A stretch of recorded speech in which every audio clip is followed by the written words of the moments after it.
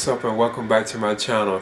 Now today I'm going to be giving a review for the film Blue Beetle. Now this is based on the DC Universe superhero of the same name. And I'm very familiar with the Blue Beetle character. This film is directed by Angel Manuel Soto.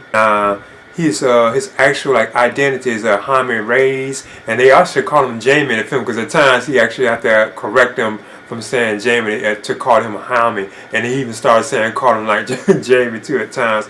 Now he's played by Sholo Maradona. I think that's how you pronounce it, because I know he's like the kid from Cobra Kai. Like he plays Miguel on Cobra Kai, and I think he does bring like a lot of humor, I think his performance was pretty good as the Blue Beetle. But the film itself is about Jaime getting control of like this ancient alien technology, and it's like in the form of a scarab, and it gives him like these powers and so on and everything like that. But at the same time, that's mostly what the film itself is about, like him becoming like this particular hero, Blue Beetle.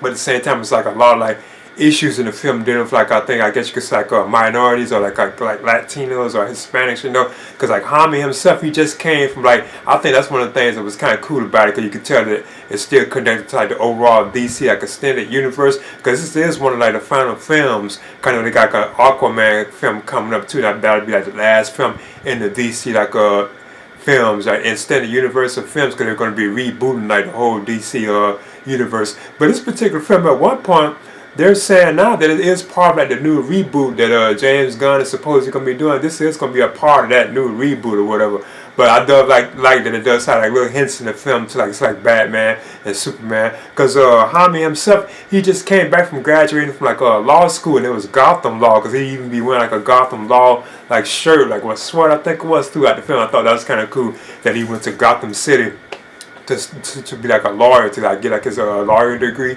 and he does end up getting it well, but he's still having trouble getting a job. And it's time later, him and his sister end up working. I think that was a hotel or something. I forgot what he was working at, where he was actually cleaning up and so on, and he still couldn't get a job. So I like that it touches on certain things about that. And at the same time, his family, which consists of his father, I think grandmother, his mother, and I think that's his uncle, and he has a sister, but his father had recently had a heart attack and so on.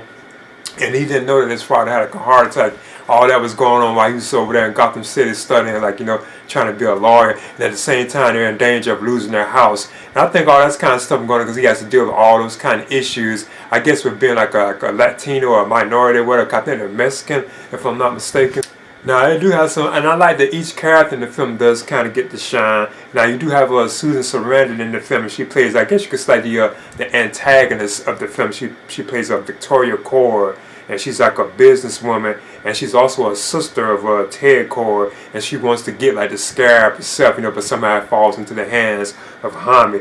Then you also have and he's actually the villain that keeps fighting Jaime throughout the film. With Blue Beetle, he's known as Carapax, and he's played by I think Raul Max Trachula.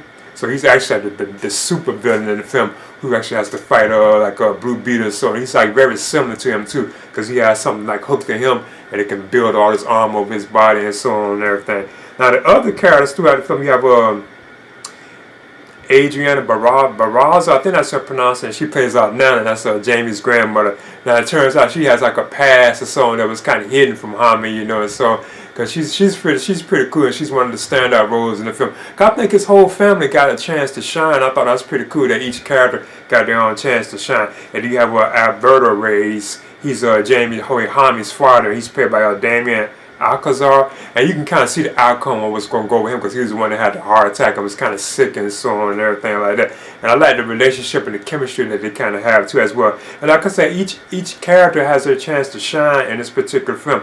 And then you also have Jamie's mother. She's played by I don't know how to pronounce her name, but she's in the film too as well. And like I said, even she has a chance to shine and so on. Then you have Bruna Marquezine, I think that's how you pronounce her name, as Jenny Core. And she's the daughter of Ted Core. She's the love interest, I guess you could say, of Jaime in the particular film. And she's the reason why he ends up with the Blue Beetle. I must admit, it is something in the film that kind of makes it, you can tell she's kind of the cause of everything that happened. But I mean, it's okay though, Then you also have George Lopez as Rudy Reyes, and he's Hami's uncle. Now he definitely stands out in the film. He has like this truck, and he's the one who drives like this huge like Beetle type machine thing later on in the film. But I just leave it at that. But like I say, all of them get a chance to shine. I think that's kind of cool because there's so many characters. But like the fight sequences when they're on the film, they do look pretty cool. I think the Blue Beetle himself, like his arm and so on, I think it's awesome and so on. And it also has like a voice known as, I think, yeah, Kaji Da. I think that's how you pronounce it, the Beetle voice, because she's played by Becky G. It's like a female voice. And she's always there telling, like, yeah, I mean, well, he can't do it and all that kind of stuff like that, the danger that he's in and so on. So I thought that's pretty cool. And I like that we get like a better look at Blue Beetle, because I was familiar with the Blue Beetle character. I know him, pretty well. But yeah, overall, the visual effects and so on, I thought it was pretty cool. I like the look of the film, like when I think the city is known as Panama. I think that's what it's called, Palmero City. Yeah, Palmero City. I like the look of it. It has all these like glowing like skyscrapers with like lights and so on and everything like that. I thought all that was like pretty cool. Like the city that Hami lives in, it looks like awesome. Like the look of it. But in the end, like I said, the action sequences, they were pretty cool. I know like it took a while to actually get to Blue Beetle too. Like when the film starts to actually get to him, when he actually puts the suit on, so like it took a while. But you have all like the chemistry with like the family members. There's like a lot of humor and stuff. Because at times the film does seem like it's like a comedy. It's like it's funny. And it was supposed to originally go to streaming, if I'm not mistaken. But they decided, like Warner Bros. Decided to release it like in the theaters.